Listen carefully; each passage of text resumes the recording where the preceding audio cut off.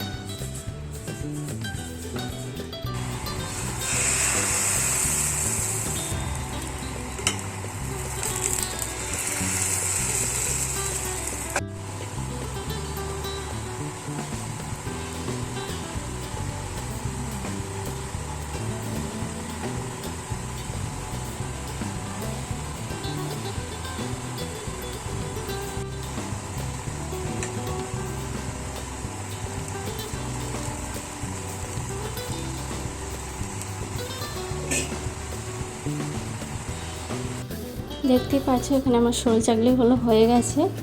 আমি যেহেতু চাটুতে করিনি, কড়াতেই করেছি, তো তার জন্য একটুখানি তুলতে অনেকটা অসুবিধা হয়েছিল, তাই জন্য একটু ছিঁড়ে ছিঁড়ে গেছে, কারণ আমার চাটুটা খারাপ হয়ে গেছে। তো আমরা গুড় দিয়ে খাবো, আর ছেলে বললো ধনেপাতার চাটনি দিয়ে খাবে, তো ওর জন্য ধনেপাতার চাটনি করেছি, তো ওটা দিয়ে খাবে।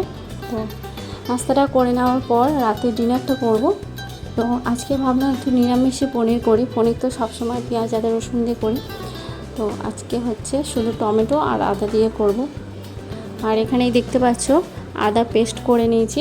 তো আমি সবসময় সকালবেলা তো পেস্ট করে হয়ে ওঠে না, তো তার জন্য কি করি আদাটা একটু পেস্ট করে রেখে দিই। রসুনটা তবু সকালবেলা থেতো করে নিই, কিন্তু আদাটা তো আর সকালবেলা অ্যারেঞ্জ করা হয় না, সম্ভব না।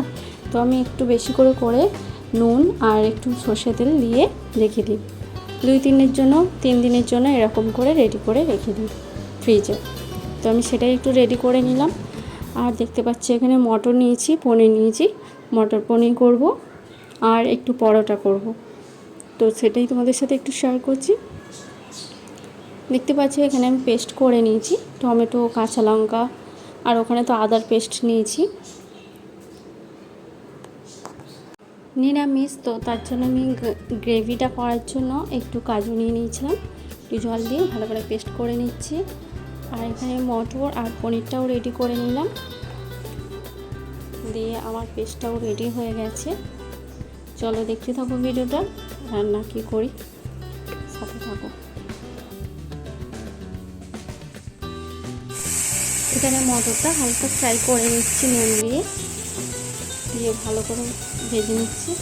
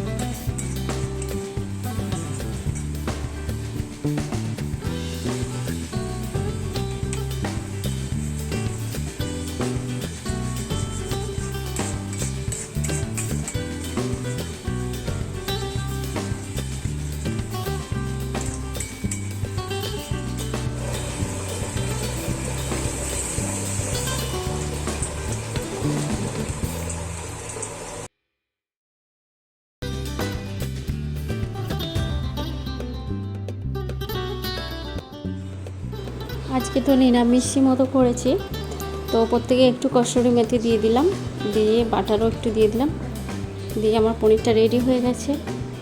চলো এখানে পরোটা করব, তার জন্য অল্প করে আটা মেখেছি। তো আমার একটু ভাত আছে, তো তার জন্য আমার বরের জন্য আর ছেলের জন্য করছি, তো তাই জন্য অল্প করে পরোটা করছি। চলো দেখতে থাকো।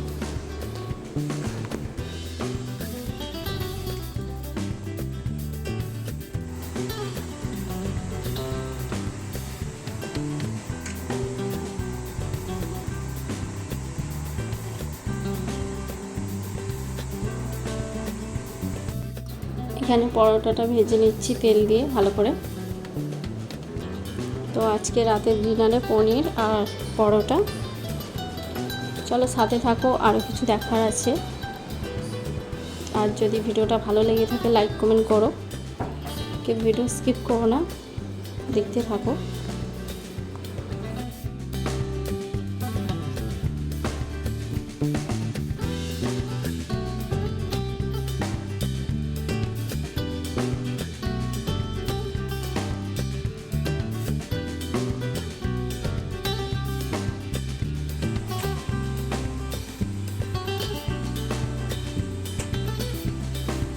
পরোটা হয়ে গেছে, রান্নাবান্না তো হয়ে গেছে। চলো আমরা একটু বেরিয়ে পড়লাম। আজকে শনিবার যেহেতু, তো শনি মন্দিরে যাব। তো আগে প্রায় যেতাম, এখন অতটাও যাওয়া হয় না, মাঝে সাঝে কাজের মধ্যে থাকি বলে অতটা যাওয়া হয় না, তো মাঝে সাঝে যাই। তো আজকে শনি মন্দিরে গিয়েছিলাম, তো সেটাই তোমাদের সাথে একটু শেয়ার করছি। যেহেতু কেউ ভিডিও করছে না, আমি একাই ভিডিও করছি, তো একটু অসুবিধেই হচ্ছিলো, অড লাগছিলো, তোমাদের দেখানোর জন্য একটুখানি তুলেছি। তোমরা দেখতে থাকো ভিডিওটা।